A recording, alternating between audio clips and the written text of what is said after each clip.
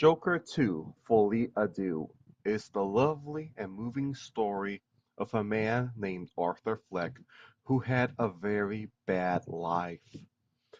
His mother abused him, his co-workers abused him, society abused him, and he didn't even have a girlfriend. So one day he snapped, he killed three guys in self-defense, and then he killed his co-worker, not in self-defense but out of rage, and he killed his mom because she abused him, and then he went on live TV and he killed his favorite TV actor. That all happened in the first movie, Joker 1, which was very, very good and was one of the best movies of 2019. Joker 2, Folie à Deux, is a movie that's convinced it is a very good and high art, but in fact, it's caca. In the movie, Joker meets Harley Quinn, or Harley Quinzel, or Lee, as she likes to call herself. But as she's played by Lady Gaga and is only nominally referred to as Harley Quinn, she will be referred to as Lady Gaga from now on because this is the worst Harley Quinn ever put on any screen. So, anyway, Arthur Fleck, aka the Joker, goes to trial, and the defense tries to argue that he and the Joker are not the same person and that Arthur is just crazy.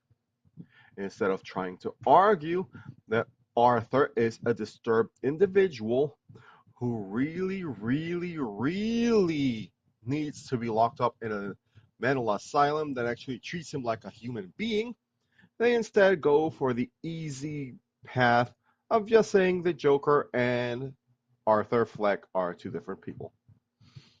The prosecution, led by Harvey Dent, says that Arthur Fleck is no Joker, that he is crazy, and he needs to be put down permanently. Both sides kinda suck. Meanwhile, the rest of the movie is about Arthur Fleck going down, down, down into his craziness because his girlfriend, Lady Gaga, keeps making him go gaga.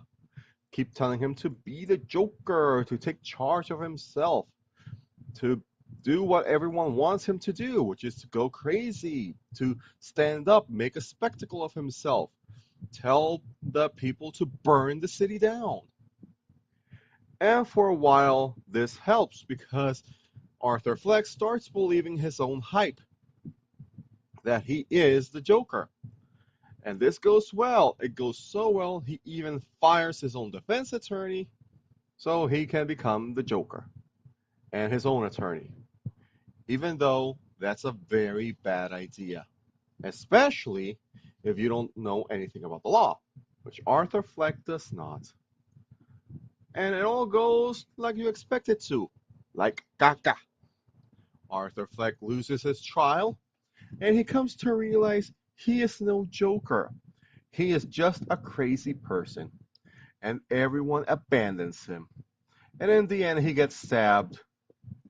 The reason why I spoiled the movie for you is so that you wouldn't have to go see it because I saw it and it made me very depressed. I was depressed by how disappointed I was by the movie. The central theme of the movie is madness.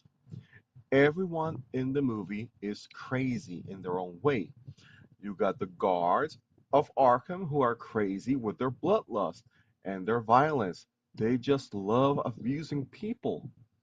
Then you got Arthur Fleck, who is crazy in that he needs some good, actual good mental help, but he's not getting it.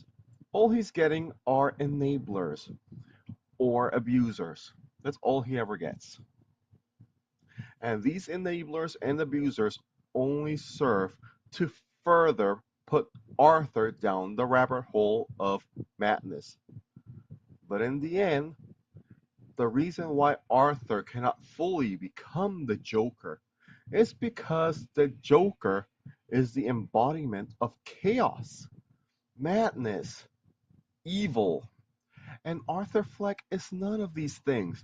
Arthur Fleck is just a sad sap who had a very bad life. If anyone deserves to be Joker, it's him.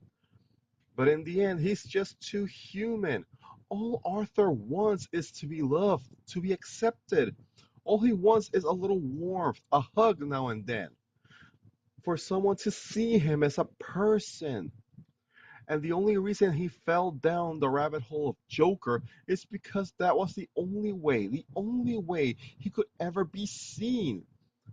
But when the madness of being Joker was starting to cost the people he loved their lives, that's when Arthur Fleck realized he's not the Joker. There is no Joker except for Gotham City itself. And that's why at the end, this completely unnamed random person in Arkham Asylum stabs Arthur Fleck to death and becomes the new Joker. The main reason why the movie is bad, it doesn't have anything to do with it being a musical or it being just not as good as the 2019 movie, or the fact that the 2019 movie was so good that expectations were too high to be met. Simply put, the movie does nothing new or extraordinary that the 2019 movie didn't do better. All it does is jerk Arthur Fleck around. And unlike the original movie, which at least ended with a false triumph of Arthur Fleck embracing the Joker persona, this movie ends with Arthur Fleck, a man who has earned our sympathies, dying a very pathetic death, stabbed to death by someone disappointed in him and left to bleed in a filthy, abusive, insane asylum. And if that isn't the ultimate defeat of the human spirit, I don't know what is.